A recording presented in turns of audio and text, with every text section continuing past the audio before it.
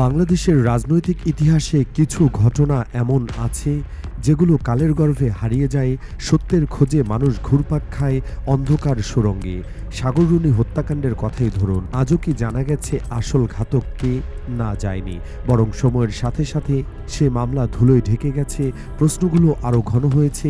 ঠিক তেমনি এই মুহূর্তে গোটা দেশ দাঁড়িয়ে আছে আরেকটি বিশাল প্রশ্ন চিহ্নের সামনে। ওসমান হাদির সেই শুটার কোথায়?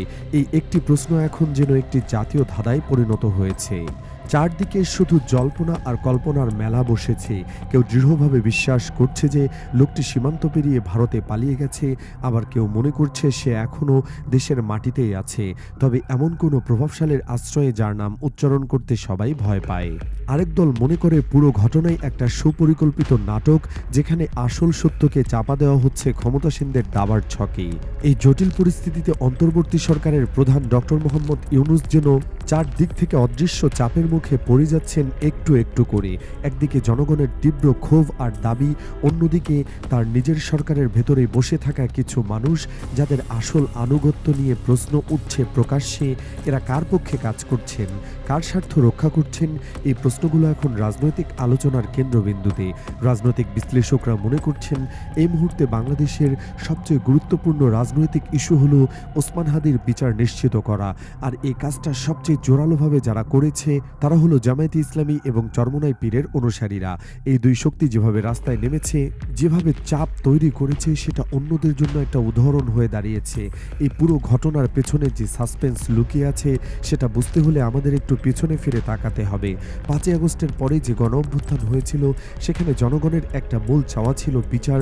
যারা গণহত্যা করেছে, যারা নিরপরাধ মানুষের উপর গুলি চালিয়েছে, তাদের বিচার হোক। এটাই ছিল সাধারণ মানুষের একমাত্র দাবি।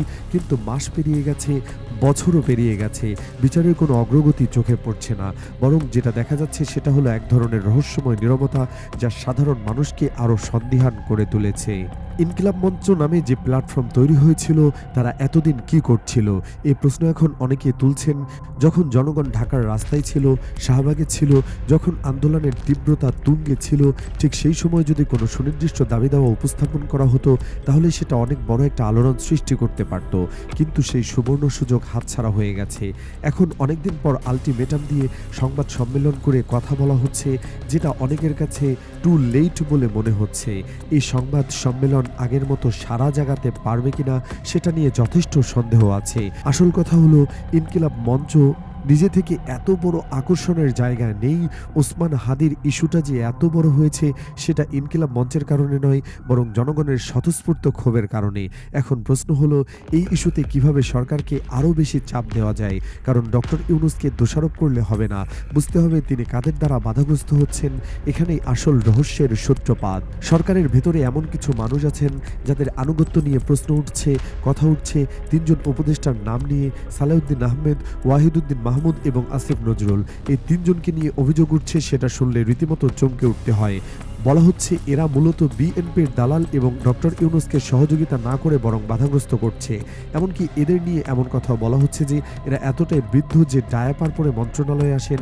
এ ধরনের মন্তব্য হয়তো অনেকটাই কটূক্তি বলে মনে হতে পারে, কিন্তু এর পেছনে যে হতাশা এবং ক্ষোভ আছে সেটা উপেক্ষা করার সুযোগ নেই।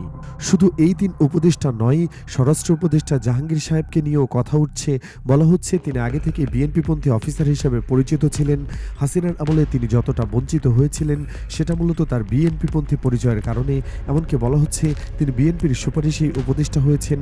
এখন তার যে ব্যর্থতাগুলো চোখে পড়ছে, সেগুলো কি তার রাজনৈতিক পরিচয়ের সাথে সম্পর্কযুক্ত? এই প্রশ্নের উত্তর খুঁজতে গেলে আরও গভীরে যেতে হবে। সেনাবাহিনীর একটা অংশ নিয়েও কথা উঠছে। বলা হচ্ছে সেনাবাহিনীর ভারতপন্থী একটা অংশ ডক্টর ইউনূসকে সহযোগিতা করছে না, তারা মূলত নিজেদের স্বার্থ এবং ভারতের স্বার্থ রক্ষায় ব্যস্ত। এই অভিযোগ কতটা সত্য সেটা যাচাই করা কঠিন, কিন্তু রাজনৈতিক মহলে আলোচনা বেশ জোরালোভাবে হচ্ছে। তাহলে প্রশ্ন হলো, ডক্টর ইউনূসকে আদৌ স্বাধীনভাবে কাজ করতে পারছেন, নাকি তিনি চারদিক থেকে এমনভাবে ঘেরাও হয়ে আছেন যে তার পক্ষে আসলে কোনো সিদ্ধান্ত নেওয়াই এখন সম্ভব হচ্ছে না? এই পরিস্থিতিতে জনগণের চাওয়া খুব পরিষ্কার, ওসমান হাদির শুটারকে বাংলাদেশে ফিরিয়ে আনতে হবে।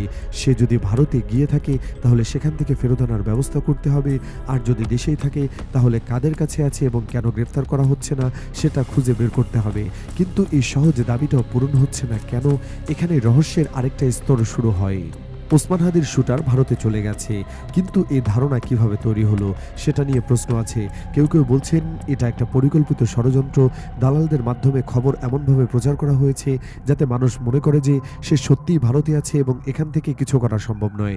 জুলকারনাইন সাইর স্যারদের মাধ্যমে এ ধরনের তথ্য ছড়ানো হচ্ছে বলে অভিযোগ করা হচ্ছে। তাহলে প্রশ্ন হলো, আসল সত্যটা কি? সে কি সত্যিই ভারতে, নাকি পুরো বিষয়টি একটা ধোঁয়াশা তৈরির চেষ্টা? জাতিসংঘের মহাসচিব এ বিষয়ে শোক জানিয়েছেন এবং বিচার নিশ্চিতের আহ্বান জানিয়েছেন। জাতিসংঘের মানবাধিকার কমিশনের প্রধান ভলকার তুর্ক এই বিষয়ে জোরালো বিবৃতি দিয়েছেন। যুক্তরাষ্ট্র, যুক্তরাজ্য, কানাডা, ইউরোপীয় ইউনিয়ন সবাই এ বিষয়ে কথা বলছে। কিন্তু আশ্চর্যের বিষয় হলো, এত বড় দেশ এবং সংস্থা কথা বলার পরেও ভারতের ওপর কোনো কার্যকর চাপ পড়ছে না। কেউ বলছে না যে ভারত তাকে ইন্টারপোলের মাধ্যমে দ্বিপাক্ষিক চুক্তির আলোকে বাংলাদেশের কাছে ফেরত দিক। কেন এই নীরবতা? এখানে কোনো বড় খেলা আছে কি, যেটা সাধারণ মানুষের চোখে পড়ছে না? বিচারের কোনো অগ্রগতি নেই। স্বরাষ্ট্র উপদেষ্টা সাংবাদিকদের সামনে এসে কোনো ব্যাখ্যা দেননি। এই নীরবতা খুবই রহস্যজনক। মানুষ প্রশ্ন করছে, এটা কি তাহলে সাগররুনি হত্যার মতো একটা মামলা হয়ে থাকবে, যেটার কোনো পরিণতি হবে না, যেখানে সত্য চাপা পড়ে যাবে ক্ষমতার খেলায়? এমন কেউ কি পেছনে আছে যার নাম বলা যায় না? 5ই আগস্টের পরও বলা যায় না, 5ই আগস্টের আগেও বলা যায়নি। সাগররুনির ক্ষেত্রে চার্জশিট আজও দেওয়া যায়নি। হাসিনা বলে শত শতবার চার্জশিটের তারিখ বদলানো হয়েছে, কিন্তু দিতে পারেনি। কেন? এই প্রশ্নের উত্তর কেউ জানে না। এটা অত্যন্ত উদ্বেগজনক। এখন কি ওসমান হাদির সামলাও সেই পথেই যাচ্ছে? এই আশঙ্কা অমূলক নয়। এই প্রেক্ষাপটে জামায়াত ইসলামী এবং চরমোনাই এই দুই দলে নিখুঁত রাজনীতি করছে বলে মনে করছেন অনেকে। তারা আসল জায়গায় হাত দিয়েছে। ইনকিলাব মঞ্চ সহ অন্যান্য প্ল্যাটফর্মের উচিত এই জায়গায় হাত দেওয়া। তবে জামায়াতের যে আন্তর্জাতিক সংযোগ আছে সেটা ইনকিলাব মঞ্চের নেই, তাই তারা চাইলে জামায়াতের সাহায্য নিতে পারে। জামায়াত ইসলামীর সেক্রেটারি জেনারেল অধ্যাপক মিয়া গোলাম পরোয়ার খুবই গুরুত্বপূর্ণ কথা বলেছেন। তিনি বলেছেন, খুনি যদি দেশের বাইরে চলে গিয়ে থাকে তাহলে মিশনগুলো কাজে লাগান, ভারতের সাথে থাকা বন্দি বিনিময় চুক্তি কাজে লাগান, তবুও জাতির চাওয়া পূরণ করুন সরকার।